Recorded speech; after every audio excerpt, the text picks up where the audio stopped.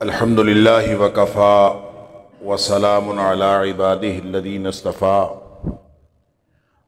اشہد ان لا الہ الا اللہ وحدہ لا شریک لہ واشہد ان محمدا عبدہ ورسولہ صلی اللہ علیہ وآلہ وسلم۔ اللہم صلی علی محمد وعلی آل محمد کما صلیت علی ابراہیم وعلی آل ابراہیم انک حمید مجید۔ اللہم بارک علی محمد وعلی آل محمد کما بارکت علی ابراہیم وعلی آل ابراہیم انک حمید مجید۔ اما بعد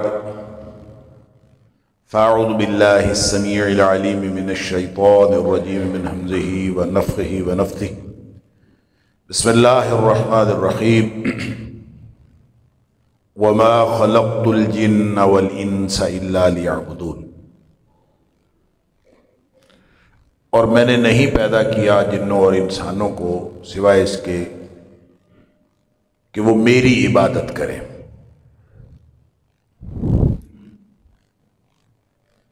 اللہ تعالیٰ نے مجھے اور آپ کو، ہم سب کو اس دنیا میں امتحان کے لیے بھیجا ہے۔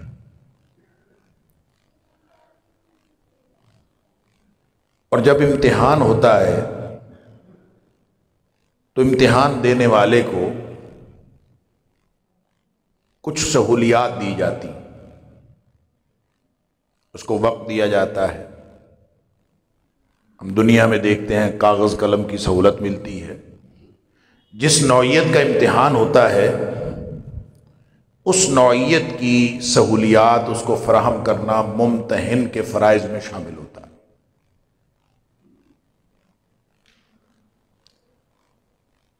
اس نظام کائنات کا جو ممتحن ہے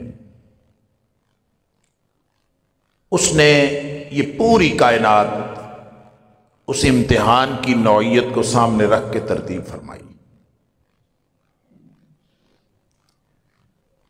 اشرف المخلوقات انسان کو، جس کو وہ فرماتا ہے کہ وَلَقَدْ كَرَّمْنَا بَنِي آدم، کہ ہم نے اس کو تکریم دی ہے، عزت دی ہے۔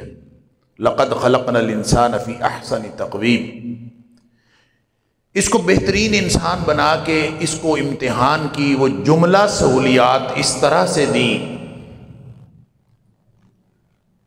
کہ وہ فرماتا ہے کہ هو الذی خلق لکم ما فی الارض جمیعا، اس دھرتی پر جو کچھ بھی ہے زمان و مکان کے اعتبار سے، سہولیات کے اعتبار سے، مادی چیزوں کے اعتبار سے، تمہاری اپنی صلاحیتوں کے اعتبار سے، آفاق و انفس میں جو کچھ بھی اس کائنات کے اندر موجود ہے وہ سارے کا سارا اللہ فرماتا ہے کہ میں نے تیرے لیے بنایا۔ خلق لکم، یہ تمہارے لیے بنا۔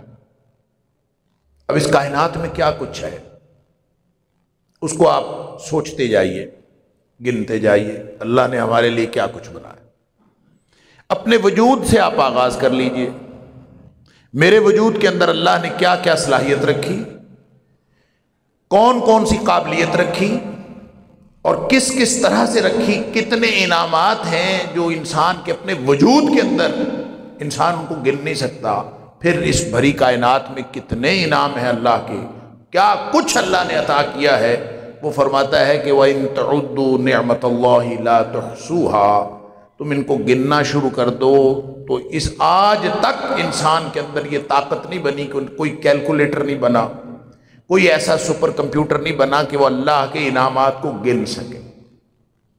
لا تحصوها، اور یہ چیلنج ہے قرآن کا، قیامت تک گنا جا بھی نہیں سکتا۔ اتنی ہمہ جہت کائنات اور اتنی اس کی جو لامحدودیت ہے انسان کے اعتبار سے، اور پھر وہ رکی ہوئی نہیں ہے کائنات، یہ ساری انسان کے لیے بنائی۔ گویا یہ جو آپ کو بڑے بڑے پہاڑ نظر آتے ہیں، یہ جو آسمان نظر آتا ہے، یہ جو زمین نظر آتی ہے، یہ بچھونا بنی ہوئی زمین نظر آتی ہے، یہ جو سمندر نظر آتے ہیں، دریا نظر آتے ہیں، جن کے سامنے، اور بڑے بڑے جانور اور بڑی بڑی مخلوقات جو ان کے سامنے انسان کا وجود کوئی حیثیت نہیں رکھتا، وہ فرماتا ہے کہ وَهُوَ الَّذِي خَلَقَ لَكُم مَّا فِي الْأَرْضِ جَمِيعًا هُوَ الَّذِي خَلَقَ لَكُم مَّا فِي الْأَرْضِ جَمِيعًا، یہ سب کچھ میں نے تیرے لیے بنایا۔ اللہ اکبر! اتنی ہمہ جہت کائنات کہ انسان سوچے تو کوئی نہ کوئی انعام موجود ہے، کوئی نہ کوئی سہولت موجود ہے۔ انسان اگر اکیلا بیٹھا ہو تو اللہ کی سہولیات سے استفادہ کر رہا ہے، اگر وہ محفل میں بیٹھا ہے تو اللہ تعالیٰ کی دی ہوئی نعمتوں سے استفادہ کر رہا ہے۔ علی ھذا القیاس، یہ جتنی ہمہ جہت کائنات ہے، یہ ایک بات کا اشارہ دیتی ہے، ایک رہنمائی دیتی ہے کہ جتنی کائنات ہمہ جہت ہے اتنا ہی انسان کا امتحان ہمہ جہت، کیونکہ بھیجا اس نے امتحان کے لیے، پیدا اس نے امتحان کے لیے کیا۔ الذی خلق الموت والحیات لیبلوکم ایکم احسن عملا، یہ جب کارخانہ موت و حیات بنایا ہی امتحان کے لیے ہے، اور ہم دارالامتحان میں ہیں، اور امتحان میں جو کچھ دیا جاتا ہے اس کا تعلق امتحان کے ساتھ ہوتا ہے۔ لہذا جو کچھ ہم جس وقت جس لمحے، کوئی لمحہ ایسا ہے کہ ہم اللہ کے دیے ہوئے انعامات سے استفادہ نہ کر رہے ہوں؟ کوئی ایسی جگہ ہے؟ جب ایسی جگہ کوئی نہیں، مکان کے اعتبار سے بھی اور زمان کے اعتبار سے بھی، نہ کوئی زمانہ ایسا ہے، نہ کوئی وقت ایسا ہے کہ جب یہ امتحان نہ ہو رہا ہو، اور نہ کوئی جگہ ایسی ہے جہاں امتحان نہ ہو رہا۔ اللہ اکبر! البتہ 3 استثناء اللہ کے رسول صلی اللہ علیہ وسلم بتائیں کہ رفع الاقلام عن 3، 3 لوگ ایسے ہیں جن سے قلم اٹھا لیے جاتے ہیں، یعنی ان کا امتحان اس وقت نہیں ہو رہا ہوتا، باقی ہر ایک کا امتحان ہو رہا۔ اللہ اکبر! وہ 3 کون ہیں؟ ایک بچہ ہے، ایک نائم سونے والا ہے، اور ایک مجنون جس کا دماغ چل گیا ہو، اس کو سمجھ نہ ہو کہ میں کیا کر رہا ہوں۔ ان تینوں کا امتحان نہیں ہوتا، باقی سب کا امتحان۔ اللہ اکبر! اب وہ جو امتحان ہے اس میں ہم نے کرنا کیا ہے؟ اس امتحان کو پاس کیسے کرنا؟ یہ حسن عمل کا امتحان ہے، کثرت عمل کا نہیں، گنتی نہیں ہونی، اعمال تولے جانے ہیں۔ وَنَضَعُ الْمَوَازِينَ الْقِسْطَ یوم القیامہ، قیامت والے دن اللہ فرماتا ہے کہ اس دن ہم عدل کا ترازو قائم کریں گے، اور ترازو تولنے کے لیے ہوتا ہے، اور فَلَا تُظْلَمُ نَفْسٌ شَيْئًا، کسی پر بھی کوئی ذرہ بھر ظلم نہیں ہوگا۔ اس دن پورا پورا تولا جائے گا، اعمال کو تولا جائے گا۔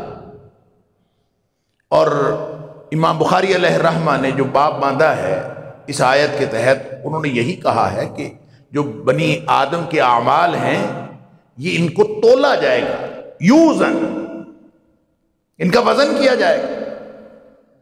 تو اس کا مطلب یہ ہے کہ ہمیں جس امتحان میں اللہ نے مبتلا کیا ہے، یہاں گنتی نہیں ہونی، یہاں کوالٹی چیک ہونی ہے، یہاں ایویلیویشن ہونی ہے، اسیسمنٹ ہونی ہے۔ عمل اچھا ہے کہ نہیں یہ دیکھا جائے گا، زیادہ ہے کہ نہیں یہ نہیں دیکھا جائے گا۔ کثرت کا امتحان نہیں ہے، حسن عمل کا، لیبلوکم ایکم احسن عملا۔ اللہ اکبر! اب وہ جو امتحان ہے، جو ہمہ جہت ہے، ہر لمحہ امتحان ہو رہا ہے، اور اس کا تعلق ہر اس نعمت کے ساتھ ہے جو اللہ نے عطا فرمائی۔ کسی کو اگر آنکھ عطا ہوئی ہے تو یہ بھی امتحان ہے، کسی کو سماعتیں عطا ہوئی ہیں تو یہ بھی امتحان، کسی کو قوت گویائی ملی ہے تو یہ بھی امتحان ہے۔ بچے گا وہ جس کو نہیں ملی، جس کو بینائی نہیں ملی، جس کو دیکھنے کی طاقت نہیں ملی، وہ بچ گیا دیکھنے کے امتحان سے۔ جس کو سماعتوں سے محروم کر دیا گیا، وہ بچ گیا سماعتوں کے امتحان سے۔ جس کو قوت گویائی نہیں ملی، وہ بچ گیا قوت گویائی کے امتحان سے۔ علی ھذا القیاس، جس کو جو نہیں ملا، جس کو دولت نہیں ملی، وہ دولت کے امتحان سے بچ گیا۔ اب آپ بتائیں کہ ایک تنگ دست ہے، ایک امیر آدمی ہے، ایک خوشحال آدمی ہے، ایک بالکل تنگ دست ہے، تو امتحان کس کا اچھا ہے؟ کس کا امتحان امتحان تو سب دے رہے، تنگ دست کا بھی امتحان ہو رہا ہے، خوشحال کا بھی امتحان ہو رہا ہے۔ تو امتحان کے اعتبار سے اچھا کون؟ تندرست کا بھی امتحان ہے، بیمار کا بھی امتحان۔ تو امتحان کے اعتبار سے اچھا کون ہے؟ اچھا وہ ہے جس کا امتحان چھوٹا، جس کا امتحان بڑا ہے وہ تو پھنسا ہوا ہے۔ جتنی زیادہ دولت ہوگی اس کا امتحان بڑا ہوتا چلا جائے گا، جس کے پاس جتنا اختیار بڑھتا جائے گا اس کا امتحان بڑا ہوتا جائے گا۔ تو بھلا جس کو امتحان کا اور یہ شعور موجود ہو، احساس موجود ہو کہ میں امتحان میں ہوں، تو کوئی ذی شعور آدمی ایسا ہوتا ہے جو اپنے امتحان کو بڑا کرنے کی استدعا کرے، اپنے امتحان کو بڑا کرنے کی محنت کرے؟ اللہ اکبر۔ تندرستی بھی امتحان ہے، بیماری بھی امتحان ہے۔ فرق یہ ہے کہ تندرست کو امتحان کا احساس نہیں ہوتا، اور جو بیمار ہے اس کو امتحان کا احساس ہو جائے۔ جب بیمار کو احساس ہوتا ہے وہ اللہ کے قریب ہوتا ہے، وہ اللہ کو پکارتا ہے، تو اندازہ کیجئے کہ وہ بیماری جس کے نتیجے میں انسان اللہ کے قریب ہو جائے وہ اس تندرستی سے 1000 درجے بہتر ہے جہاں انسان اللہ سے دور ہو رہا۔ لہذا بیماری تو اس اعتبار سے اللہ کی نعمت ہے اگر اس بیماری کے نتیجے میں انسان اللہ کے قریب ہو۔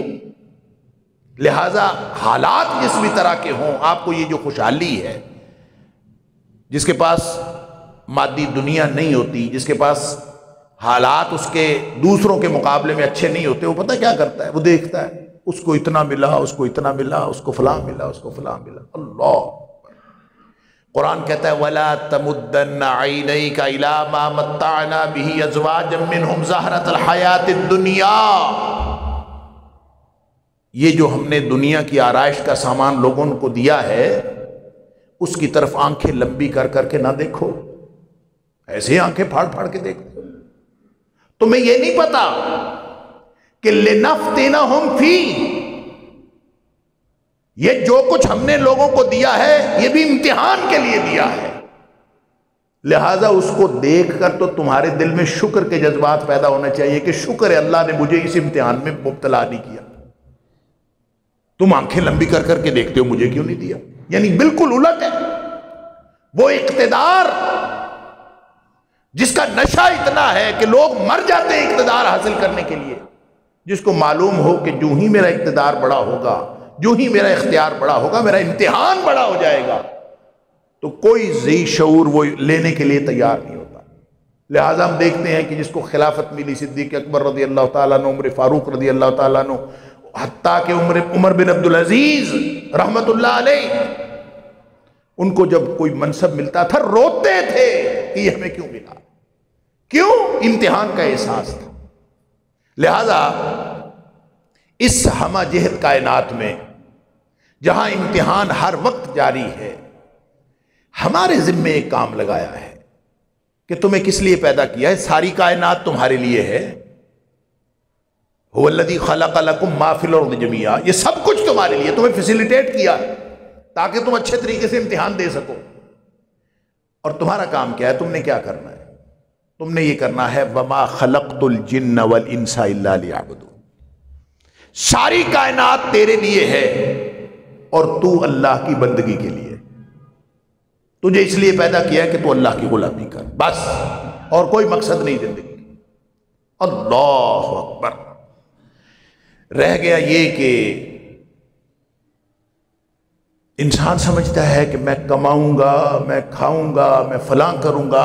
زندگی اللہ تعالیٰ نے بنائی ہے، ہر اعتبار سے ذمہ داریاں دی ہیں، وہ ذمہ داریاں اس لیے ہیں کہ وہ ذمہ داری پوری کرنی ہے، امتحان، وہ اس لیے نہیں ہے کہ انسان اس کو مقصد بنا لے۔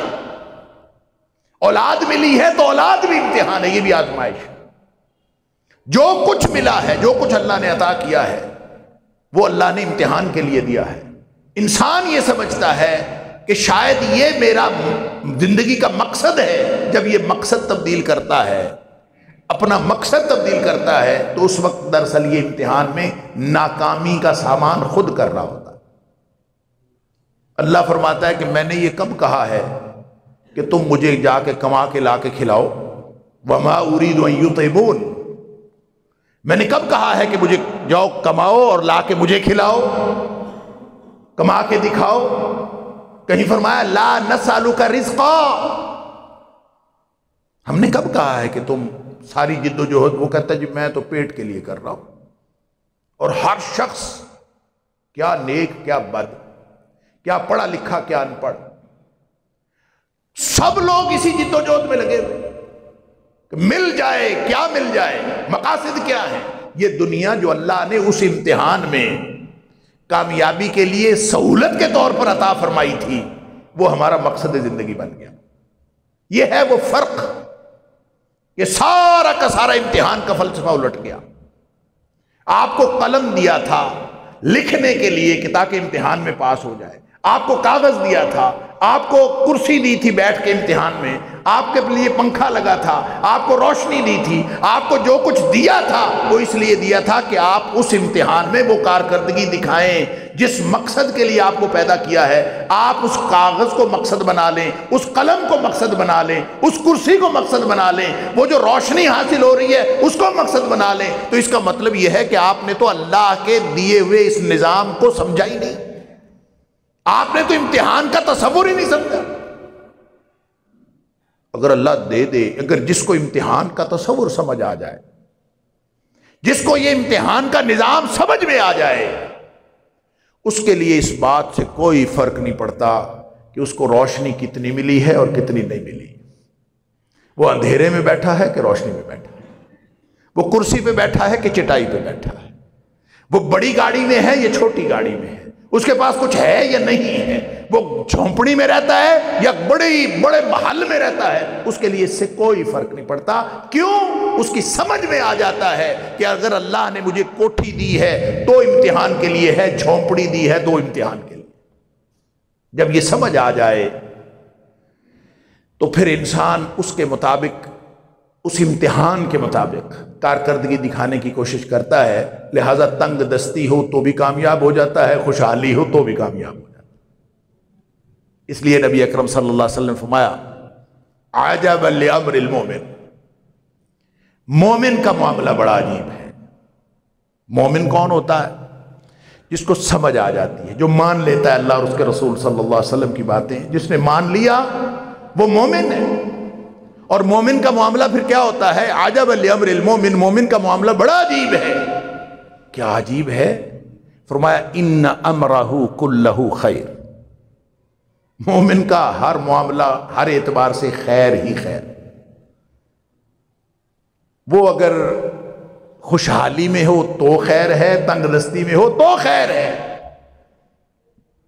فرمایا ان اصابتہ سراء، اگر خوشحالی ملتی ہے شکر، وہ اللہ کا شکر کرتا ہے، فکان خیر اللہ، تو وہ جو خوشحالی ملی ہے اس کے شکر کی وجہ سے، اس کو پتا ہے یہ اللہ نے مجھے اس لیے دیا کہ میں شکر کروں، تو وہ خوشحالی اس کے لیے خیر بن جاتی ہے، بھلائی بن جاتی ہے. اللہ کے رسول صلی اللہ علیہ وسلم نے فرمایا یہ ہے نا، تنگ دستی بھی خیر بن جائے، خوشحالی بھی خیر بن جائے، تندرستی بھی خیر بن جائے، بیماری بھی خیر بن جائے، ہر طرح کے حالات خیر بن جائیں، یہ معاملہ صرف یہ استحقاق صرف مومن کو ملتا ہے. اللہ اکبر. وَلَيْسَ ذَاكَ لِأَحَدٍ إِلَّا الْمُؤْمِنِ، مومن کے علاوہ کسی کو یہ استحقاق نہیں ہے کہ اس کا ہر معاملہ ہی خیر ہو. مومن کو اللہ تعالیٰ نے ایمان کی دولت دی ہے، اس کو پھر سمجھ آ جاتی ہے. پھر وہ صاحب مال ہو تو بھی اس کو سمجھ آ جاتی ہے کہ امتحان ہے یہ مال. اور مما رزقناہم ينفقون پڑا ہوا ہے نا، کہ جو کچھ ہم دیتے ہیں وہ اس کو خرچ کرتا رہتا ہے. اس کو پتہ ہے کہ جو اللہ نے دیا ہے وہ امتحان کے لیے دیا ہے، جب میں خرچ کروں گا تو اللہ خوش ہوگا. اللہ اکبر. اللہ کا دیا ہوا مال اللہ کے راستے میں خرچ کرنا، اللہ کی دی ہوئی زندگی اللہ کے راستے میں خرچ کرنا، اللہ کی دی ہوئی سہولتیں، اللہ کی دی ہوئی صلاحیتیں اللہ کے راستے میں خرچ کرنا جو دی ہوئی اسی کی ہیں. تو آپ نے کارکردگی دکھائی تو کیا دکھائی؟ آپ نے دیا ہی کیا؟ انسان نماز پڑھ کے احسان جتلاتا ہے اللہ تعالیٰ پر، روزہ رکھ کے اللہ تعالیٰ پر احسان جتلاتا ہے میں نے کوئی بڑی نیکی کی. آپ نے جو کچھ بھی کیا سارا کچھ دیا تو اللہ کا ہوا تھا، لہٰذا آپ نے دراصل کارکردگی دکھائی تو کیا دکھائی؟ اس نے ایک ہی مطالبہ کیا ہے، اور وہ مطالبہ کیا ہے کہ وَمَا خَلَقْتُ الْجِنَّ وَالْإِنسَ إِلَّا لِيَعْبُدُونَ، تم نے اپنی زندگی اس طرح سے گزارنی ہے کہ میری بندگی میں اور میری غلامی میں گزار۔ حالات کا اس کے ساتھ تعلق نہیں ہے، تمہاری ذات کا تعلق ہے، تم کیا کرتے ہو، حالات جیسے مرضی ہو۔ اور کس لیے دی ہے؟ عبد بن کے، عبدیت کے لیے، لیعبدون۔ سن لیجیے، ہم لفظ استعمال کرتے ہیں عبادت، عبادت کے لیے اللہ نے زندگی دی، اور جب ہم عبادت سمجھتے ہیں تو عبادت میں سب سے پہلے ہمارے ذہن میں نماز آتی، نماز کے بعد روزہ آتا ہے، روزے کے بعد جو ہے وہ زکوٰۃ اور حج آ جاتا ہے۔ ہم سمجھتے ہیں کہ جب کوئی شخص 5 وقت نماز پڑھتا ہے اور سال کے روزے رکھ لیتا ہے، اگر توفیق ہے تو حج کر لیا زندگی میں ایک بار، اگر صاحب نصاب ہے اور زکوٰۃ دے دی تو شاید یہ عبادت کا حق اللہ کا پورا ہو گیا۔ ایسا نہیں، یہ نظام عبادت ہے جو اللہ نے دیا ہے، لیکن یہ نظام عبادت اللہ نے ہم سے عبادت نہیں مانگی، اللہ نے ہم سے عبدیت مانگی ہے۔ عبدیت اور عبادت کا فرق سمجھ لیجیے۔ عبادت عبدیت کا حصہ ہے۔ عبدیت کا معنی ہے عبد ہونا، اور عبد ہونے کا کیا مطلب ہوتا ہے؟ عبد کا معنی ہوتا ہے غلام، اور غلام کون ہوتا ہے؟ غلام وہ ہوتا ہے جس کا اپنا کچھ بھی نہیں ہوتا، وہ اپنے ذات کا بھی مالک نہیں ہوتا، سب کچھ، ہر چیز کا مالک جس کا وہ غلام ہے، وہ مالک اس کا اختیار ہوتا ہے ہر چیز پر۔ غلام اپنی مرضی سے نہ سو سکتا ہے، نہ جاگ سکتا ہے، نہ کما سکتا ہے، نہ کھا سکتا ہے۔ جب مالک حکم دے یہاں بیٹھ جائے وہ بیٹھ جائے، مالک حکم دے کہ کھا لو، جو کچھ وہ کھانے کو دے وہ دے دے۔ اللہ اکبر! یہ تعلق ہے عبد کا معبود کے ساتھ، کہ جس کی بندگی کرنی ہے، اس کے علاوہ کوئی الہ نہیں ہے۔ اور لا الہ الا اللہ پڑھنے کے بعد انسان کسی اور کی بندگی کرتا پھرے، عبد کسی اور کا بن جائے، اللہ اکبر! یہ عبد اور رب کا تعلق ہے۔ اسی لیے اس نے عالم ارواح میں پوچھ لیا تھا نا، الست بربکم، بتاؤ کیا میں تمہارا رب نہیں؟ قالوا بلا، سب نے بیک زبان ہو کے کہا تھا اللہ تو ہی ہمارا رب ہے۔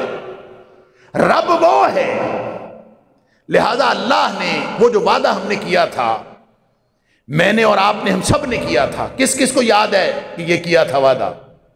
کسی کو بھی یاد نہیں؟ وہ ہماری یادداشت میں اس نے نہیں رکھا، یہ اس نے ہماری فطرت میں رکھا۔ انسان کی فطرت کے اندر عبدیت رب ہے، انسان فطرتاً عبد پیدا ہوا ہے، یہ ہوگا ہی عبد، ہو نہیں سکتا کہ یہ عبد نہ ہو، کیونکہ فطرتاً عبد ہے۔ اور وہ جو عالم ارواح میں سوال و جواب ہوا تھا وہ فطرت کی نشاندہی ہے۔ الست بربکم، کیا میں تمہارا رب نہیں ہوں؟ قالوا بلا، اللہ تو ہمارا رب ہے، سب نے وعدہ کر لیا۔ اللہ نے فطرت میں رکھ دیا کہ ہر شخص جو پیدا ہوگا وہ اس فطرت پہ پیدا ہوگا، اس کے اندر عبدیت کا جذبہ ہوگا، وہ رب کو، رب کی بندگی کا، ماتحتی کا، غلامی کا وہ جذبہ رکھتا ہوگا۔ لہذا کوئی دنیا میں ایسا انسان نہیں ہے جو عبد نہ ہو۔ فرق وہاں پڑتا ہے کہ انسان اس رب کی بجائے جو تمہارا خالق ہے، جو تمہارا مالک ہے، اس رب کی بجائے انسان دنیا میں، مخلوقات میں اپنے رب اور بنا لیتا۔ ہوتا یہ عبد ہے، کرتا غلامی ہے، لیکن اللہ کی نہیں کرتا، اللہ رب العالمین کی غلامی نہیں کرتا، بلکہ مخلوق میں سے رب بنائے ہوئے ہوتے ہیں۔ حضرت یوسف علیہ السلام نے یہی تو کہا تھا، ارباب متفرقون خیر، یہ دنیا میں چھوٹے چھوٹے رب کوئی نام رکھنے سے تو رب نہیں بنتا۔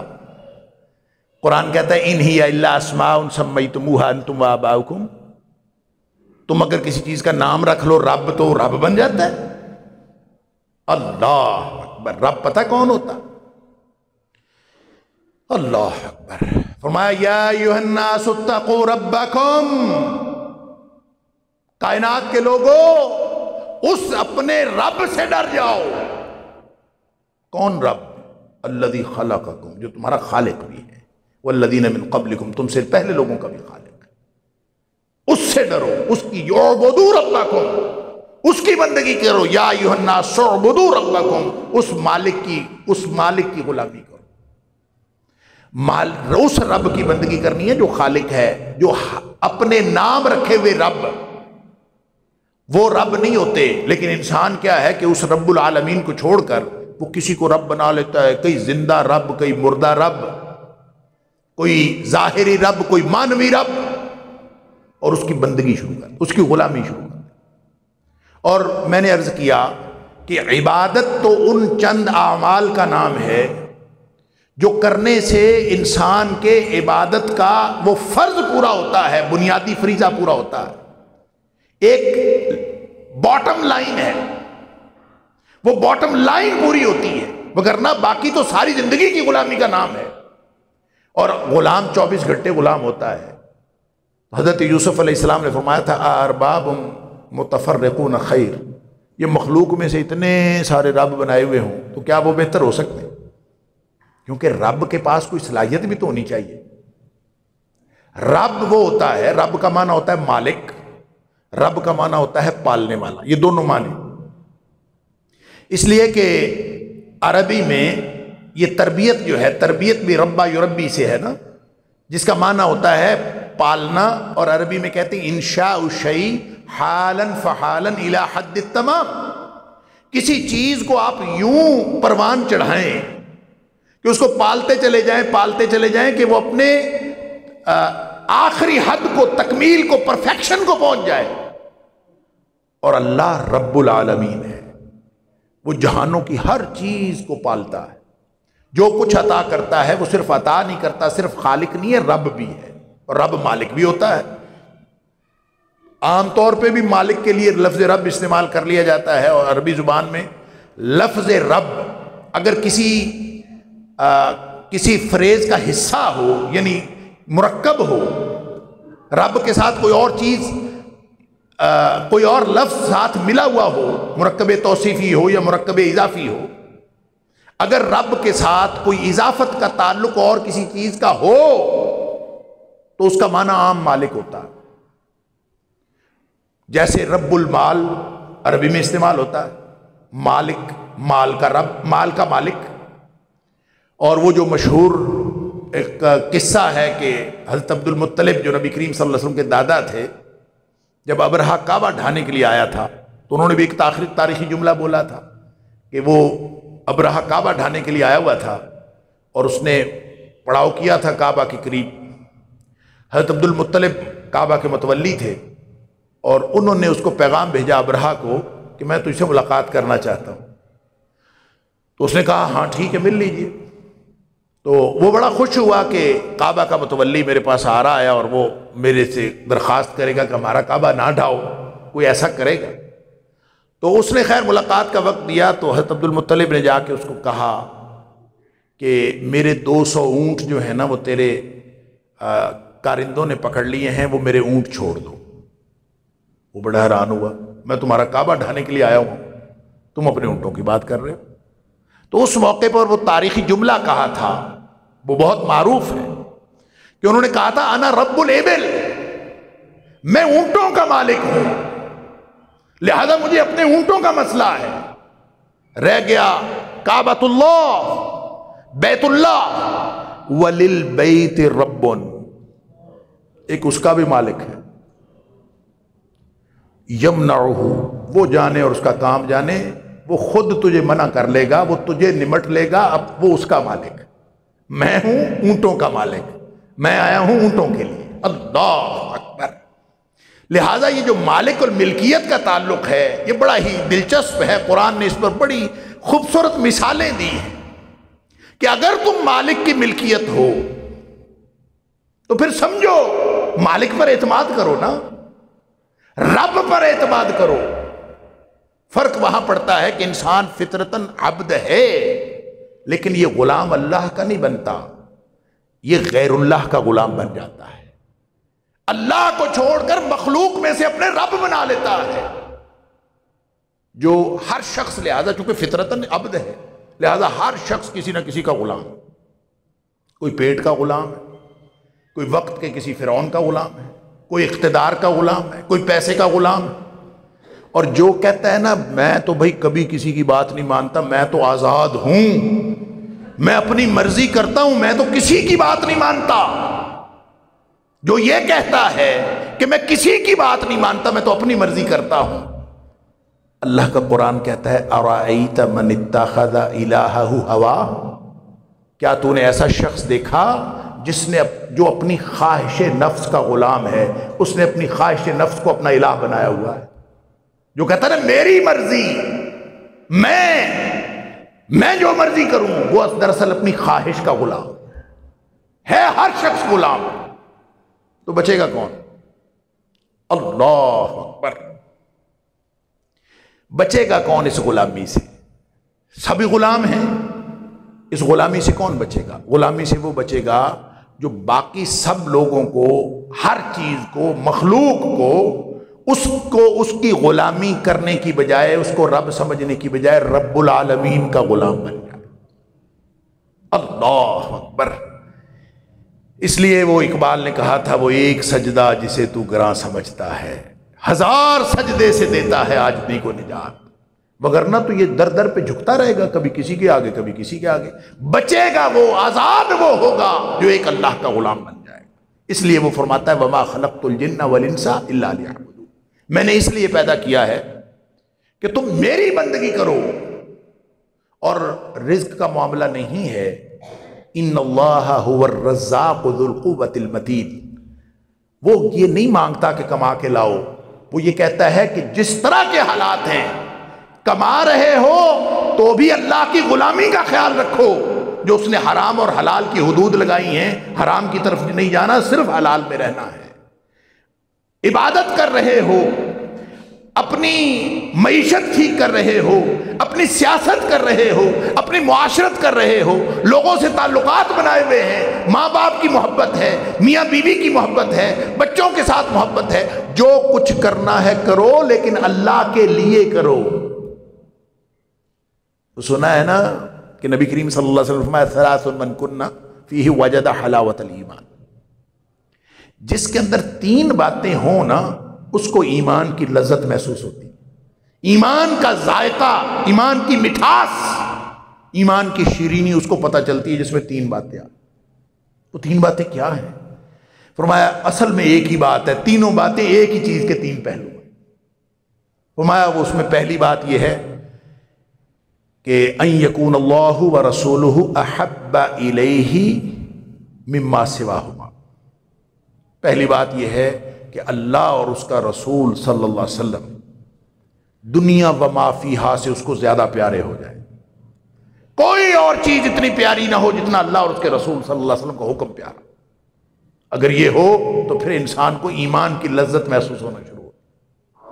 اور دوسری بات یہ، اب رہنا تو دنیا میں ہے نا، دنیا میں رہتے ہوئے لوگوں سے تعلقات بھی رکھنے، اب لوگوں سے محبتیں بھی پیدا ہوتی ہیں، دل میں کشش بھی پیدا ہوتی ہے، ماں باپ کے ساتھ، بچوں کے ساتھ، بہن بھائیوں کے ساتھ، میاں بیوی کی آپس میں، سارے رشتے اللہ نے بنائے، اور پھر دنیا کی چیزوں کے ساتھ بھی محبت ہوتی ہے، انسان کو اینٹ گارے سے محبت ہو جاتی ہے، اپنے گھر سے محبت ہوتی ہے، مکان سے محبت ہوتی ہے، تجارت سے، کاروبار سے، یہ کتنی کشش ہے ہر چیز میں۔ رہنا تو اسی دنیا میں ہے نا، ایمان والے نے بھی اسی دنیا میں رہنا ہے، اور بے ایمان نے بھی اسی دنیا میں رہنا ہے، کفر اور نفاق والے نے بھی اس دنیا میں رہنا ہے، مومن نے بھی اس دنیا میں رہنا ہے، لیکن دونوں کا رہنے کا رنگ ڈھنگ الگ ہے۔ نبی اکرم صلی اللہ علیہ وسلم فرماتے ہیں الدنیا سجن المومن و جنت الکافر، یہ دنیا جو ہے مومن کے لیے قید خانہ ہے اور کافر کے لیے جنت ہے۔ کافر سمجھتا ہے کہ میں یہاں پہ موج کرنے کے لیے آیا ہوں، مومن تو سمجھتا ہے کہ میرے اوپر تو پابندیاں ہیں۔ جیسے ایک قیدی ہوتا ہے اور قیدی کے پاس اپنی مرضی کرنے کا اختیار نہیں ہوتا، مومن کا اس دنیا میں اپنی مرضی کرنے کا اختیار ہے، وہ غلام ہے، وہ عبد ہے، اللہ کا عبد ہے۔ اس لیے فرمایا کہ دوسری بات یہ ہے، اگر ایمان کا ذائقہ چکھنا ہے تو دوسری بات یہ ہے کہ محبت کرنی ہے، کرو جس سے مرضی۔ ان یحب المرء، کہ کوئی کسی سے محبت کرو، لا یحبہ الا للہ، کسی بھی بندے سے محبت کرنی ہے کرو، لیکن کرو صرف اللہ کے لیے۔ ماں سے محبت اللہ کے لیے، بچوں سے محبت اللہ کے لیے، تعلق رکھو اللہ کے لیے، یہ یعنی جہاں جو بھی کرنا ہے اللہ کے لیے کرو۔ یہ عبادت کا تصور ہے، یہ وہ بندگی کا تصور ہے کہ میں نے اللہ کے لیے زندگی گزارنی ہے، اپنے لیے زندگی نہیں گزارنی۔ پورا جو نظام امتحان ہے وہ ہے ہی ان دو باتوں کے درمیان کہ انسان اپنی مرضی سے، اپنی خواہشات سے زندگی گزار رہا ہے کہ اللہ کے نازل کردہ حکم کے مطابق زندگی گزار رہا ہے۔ وَلَئِنِ اتَّبَعْتَ أَهْوَاءَهُمْ بَعْدَ الَّذِي جَاءَكَ مِنَ الْعِلْمِ، مقابلہ جو ہے وہ دین اور دنیا کا نہیں، مقابلہ خواہش نفس کا اللہ کے نازل کردہ حکم کے ساتھ۔ دل اور چاہ رہا ہے، اللہ کا حکم اور ہے، وہاں امتحان ہے کہ آپ نے کیا کرنا ہے۔ لہذا وہ شخص جو اس تصور کو سمجھتا ہے کہ میرا اللہ میرا رب ہے، جو اس نے وعدہ لیا تھا الستو بربکم، اس نے وعدہ لیا تھا، اگر اللہ کو رب سمجھ لیا نا تو اس کے بعد انسان کو پریشانی نہیں رہتی، پھر اس کو یہ نہیں رہتا کہ میرا اللہ مجھے کسی بات سے محروم رکھے گا۔ صرف ایمان کی ضرورت ہے، عبد رب ہونے کی ضرورت ہے۔ انسان اللہ کا عبد بن گیا جس دن اس کو یقین آ گیا کہ آج کے بعد میں نے اللہ کی غلامی کرنی۔ تو مالک اور ملکیت کا تعلق اللہ تعالیٰ نے سورہ یاسین میں بھی سمجھایا ہے۔ رب مالک ہے نا، اللہ تعالیٰ فرماتا ہے وَلَمْ يَرَوْا أَنَّا خَلَقْنَا لَهُم مِّمَّا عَمِلَتْ أَيْدِينَا أَنْعَامًا فَهُمْ لَهَا مَالِكُونَ وَذَلَّلْنَاهَا لَهُمْ فَمِنْهَا رَكُوبُهُمْ وَمِنْهَا يَأْكُلُونَ وَلَهُمْ فِيهَا مَنَافِعُ وَمَشَارِبُ أَفَلَا يَشْكُرُونَ، کہ یہ دیکھتے نہیں ہے کہ جو ہم نے چوپائے بنائے ہیں، مثال دے کے سمجھایا ہے عبد اور رب کا تعلق، مالک اور ملکیت کا تعلق، کہ جب کوئی جانور، کوئی جو اللہ فرماتا ہے ہم نے اپنے ہاتھوں سے بنا کے تمہیں مالک بنا دیا اس کا، یہ جو جانور تم پالتے ہو، میری گھوڑی، میری بھینس، میری گائے، میری بکری، ہر وہ جو پالتو جانور ہیں، فرمایا فَهُمْ لَهَا مَالِكُونَ، یہ چوپائے بنائے ہم نے ہیں، مالک اس کے تم ہو۔ وَلَهُمْ فِيهَا مَنَافِعُ وَمَشَارِبُ أَفَلَا يَشْكُرُونَ، اس میں کھانے کا سامان بھی ہے، گوشت کھاتے ہو، پینے کا سامان بھی ہے، دودھ پیتے ہو، افلا یشکرون، شکر نہیں کرتے۔ اور پھر ان کو تمہارا مطیع اور فرمانبردار بنایا ہے، وَذَلَّلْنَاهَا لَهُمْ، اس کو تمہارا مطیع اور فرمانبردار بنایا ہے، فَمِنْهَا رَكُوبُهُمْ وَمِنْهَا يَأْكُلُونَ، کچھ تو ایسے ہیں جن کے اوپر تم سواری کرتے ہو اور کچھ ہیں جن کا گوشت کھا جاتے ہو۔ تو اب یہاں سے اللہ کریم نے یہ بات سمجھائی کہ جو مالک ہوتا ہے اس کا کام ہے، اب کبھی سوچا کہ کوئی گائے، بھینس، بکری جو آپ نے پالی بھی ہے، اس کو اس بات کی فکر کرنی چاہیے کہ میرا چارہ کہاں سے آئے گا؟ چارے کی فکر اس جانور کو ہے یا اس کے مالک کو ہے؟ چارے کی فکر مالک کو ہے، اور ملکیت کا کام ہے وَذَلَّلْنَاهَا لَهُ، اس کا کام یہ ہے کہ وہ بس اپنا سر جھکا دے اور خدمت پہ لگا رہے، بندگی پہ لگا رہے، غلامی پہ لگا رہے۔ اگر وہ غلامی کرتا ہے تو وہ اچھی ملکیت ہے، اچھا عبد ہے۔ مالک اگر اس کو روزی نہیں دیتا، روزی رساں، رب کا معنی اس لیے روزی رساں بھی ہے، وہ پالنے والا بھی ہے، وہ مالک جو ہوتا ہے وہی پالنے والا ہوتا ہے۔ جو پالنے کی حیثیت نہیں رکھتا وہ مالک ہوتا ہی نہیں، مالک وہ ہوتا ہے جو پالنے والا بھی۔ اس لیے اللہ نے جو ہمیں زندگی عطا کی ہے، وَمَا خَلَقْتُ الْجِنَّ وَالْإِنسَ إِلَّا لِيَعْبُدُونَ، اب سمجھ لیجئے کہ ہم جب اس دنیا میں رہ رہے ہیں تو اللہ ہم سے کیا تقاضا کر رہا ہے۔ اللہ ہم سے یہ نہیں کہہ رہا کہ تم کوئی رزق روزی کا بندوبست کرو تو اپنے وسائل زیادہ کرو، وسائل کم ہوں تو بھی اللہ کی بندگی کرنی ہے، وسائل زیادہ ہوں تو بھی اللہ کی بندگی کرنی ہے، حالات اچھے ہوں تو بھی اللہ کی بندگی کرنی ہے، حالات اچھے نہ ہوں تو بھی اللہ کی بندگی کرنی ہے۔ یہاں سے وہ تصور نکلتا ہے کہ غلامی، عبدیت جو دین نے تقاضا رکھا ہے وہ صرف نماز پڑھنے کا نام نہیں ہے۔ ہم اس شخص کو اچھا مسلمان سمجھتے ہیں کہ جو نماز پڑھتا ہے، ایسا ہی ہے نا، جو 5 وقت کی نماز پڑھتا ہے آج کے دور میں وہ سب سے اچھا مسلمان۔ یہ معیار گر گیا ہے، اس لیے یہ ہے، وگرنہ نبی اکرم صلی اللہ علیہ وسلم نے جو فرمایا نا اس کے مطابق جو 5 وقت کا نمازی ہوتا ہے نا یہ سب سے ادنا درجے کا مسلمان ہے، یہ باٹم لائن ہے۔ غلامی شروع یہاں سے ہوتی ہے 5 وقت کی نماز سے۔ اللہ اکبر، دین غلامی ساری اس سے اوپر ہے۔ اللہ نے جو فرائض عائد کیے ہیں وہ نماز کے بعد ہیں، وہ پوری زندگی ہے۔ نماز جو پڑھتا ہے، ہم نماز پڑھ کے سمجھتے ہیں اللہ پہ احسان کیا، یہ تو آخری درجہ ہے۔ حدیث میں آتا ہے نبی کریم صلی اللہ علیہ وسلم نے فرمایا یہ معیار گرتے گرتے یہاں آ گیا ہے کہ لوگ سمجھتے ہیں نماز 5 وقت نماز پڑھنے والا بہترین مسلمان، وگرنہ آپ نے فرمایا لَتُنْقَضَنَّ عُرَى الْإِسْلَامِ عُرْوَةً عُرْوَةً، اسلام کی کڑیاں ایک ایک کر کے ٹوٹتی چلی جائیں، معیار گرتا چلا جائے۔ اسلام نے تو نہیں ٹوٹنا، اسلام تو مضبوط کڑا ہے، لَا انْفِصَامَ لَهَا۔ قرآن نے خود کہا لا اکراہ فی الدین قد تبین الرشد من الغی فمن یکفر بالطاغوت ویؤمن باللہ فقد استمسک بالعروۃ الوثقی لا انفصام لها۔ جو عالم طاغوت سے کفر کر دے، ایک اللہ پر ایمان لے آئے، اس نے وہ مضبوط کڑا تھام لیا، لن انفصام لها، جو کبھی ٹوٹ سکتا ہی نہیں۔ لہٰذا اسلام تو مضبوط کڑا، اسلام تو نہیں ٹوٹتا۔ تو پھر اسلام کی کڑیاں ٹوٹنے کا کیا مطلب ہے؟ اسلام کی کڑیاں ٹوٹنے کا مطلب ہے لوگ آہستہ آہستہ اسلام کو ہاتھ سے چھوڑتے چلے جائیں، لوگوں کے ہاتھوں سے کڑیاں چھوٹتی چلی جائیں گی اسلام۔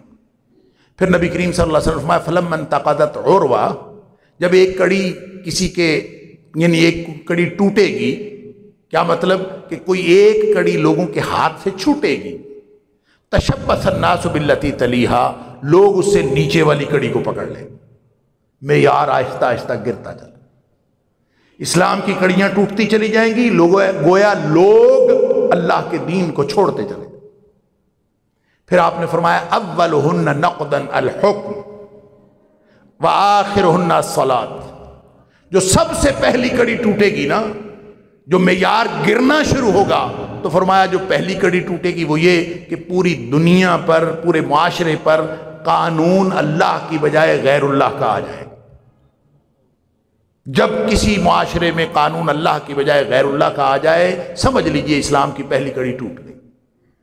پھر آہستہ آہستہ لوگ اسلام سے دستبردار ہوتے چلے جائیں گے۔ ایک بات اس پر عمل نہیں ہوتا، وہ کہتا ہے کوئی بات نہیں، ہم بھی مسلمان ہیں، خیر ہے، یہ بھی کر لیں تو ہم بھی تھوڑا سا قرآن پڑھ لیتے ہیں، مسلمان ہیں۔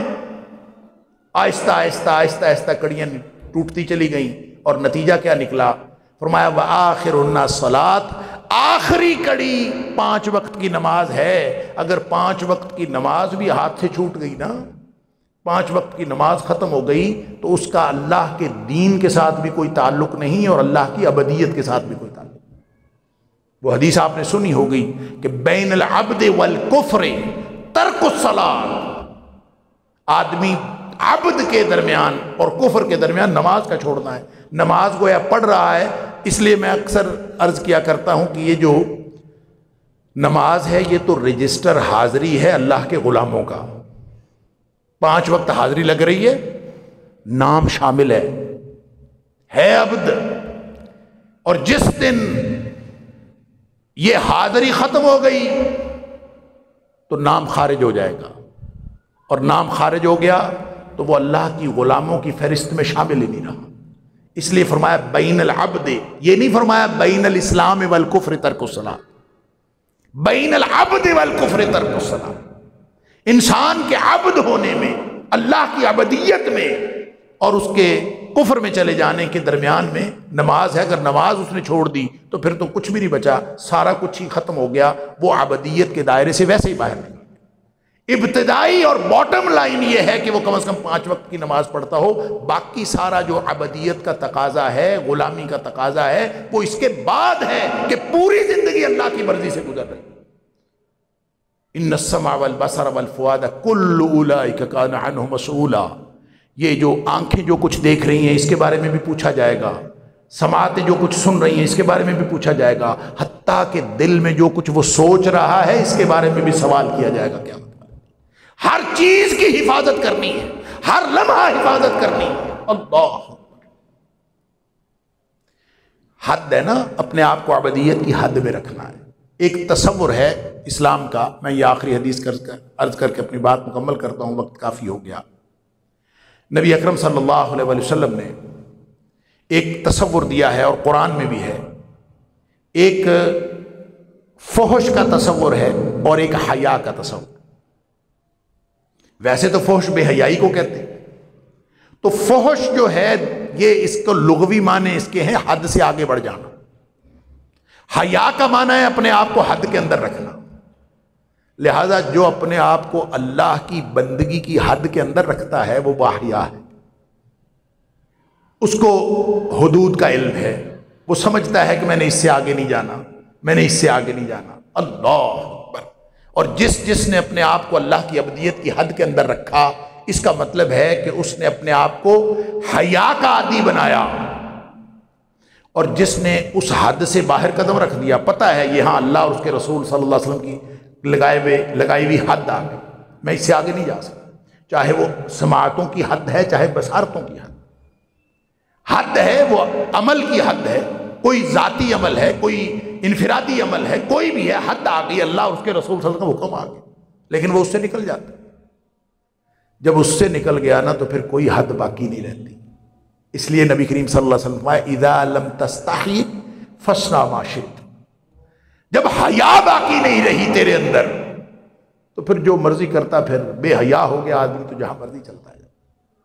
وہ حیا کیا ہے؟ وہ باریک پردہ ہے جو انسان کو عبدیت کے اندر محدود رکھتا ہے.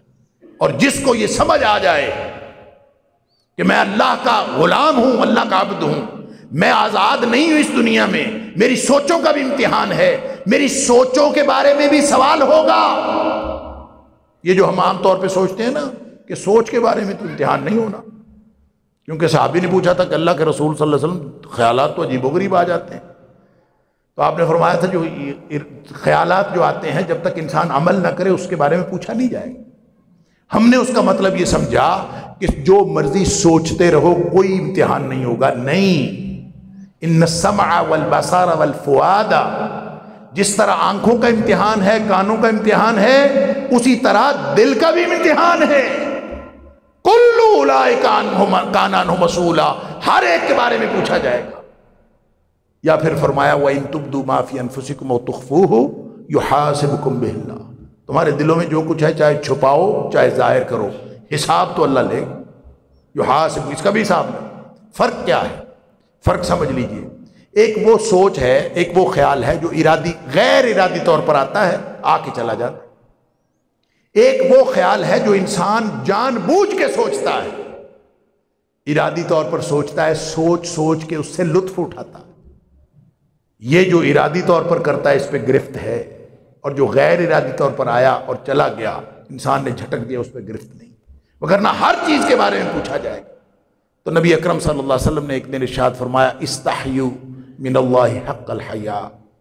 اور میرے صحابیوں، اللہ سے حیا کیا کرو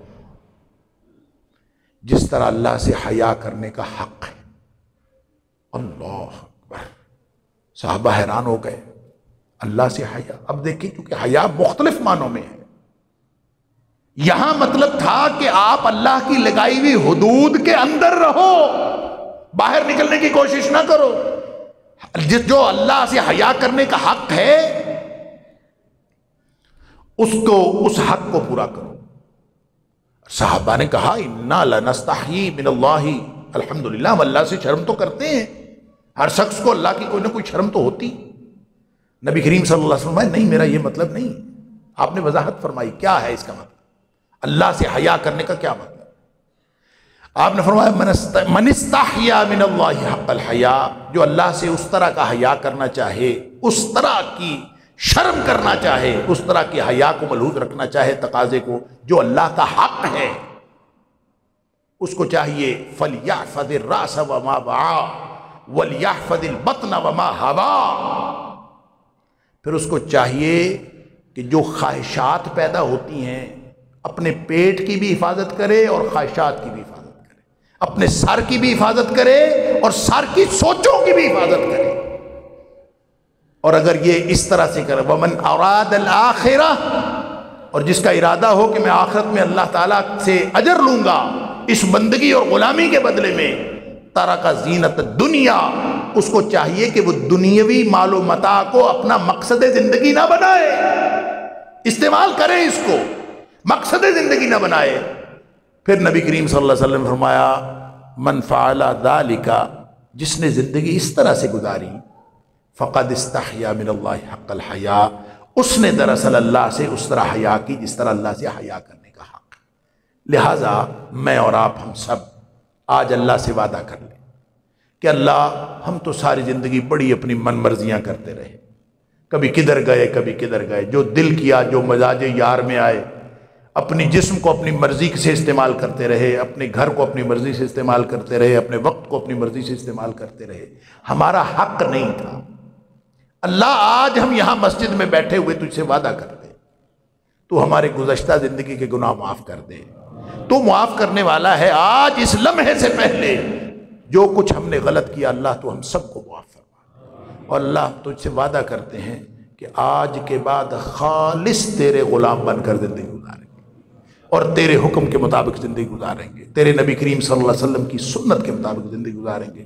ہم اللہ سے یہ وعدہ کر لیں، یقیناً اللہ تعالیٰ ہماری حالت پر رحم فرما دے گا اور ہماری دنیا بھی بن جائے گی، ہماری آخرت بھی بن جائے گی۔ وآخر دعوانا الحمدللہ رب العالمین۔